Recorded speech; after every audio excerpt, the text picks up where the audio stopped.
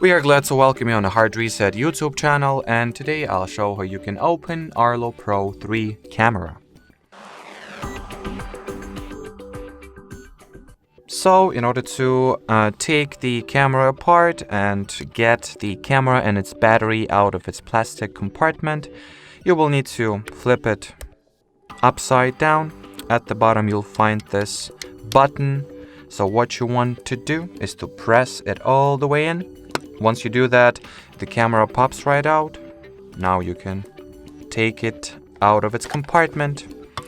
And if you would like to go even further, you can obviously go for it and, well, take the camera battery out as well. So we have successfully disassembled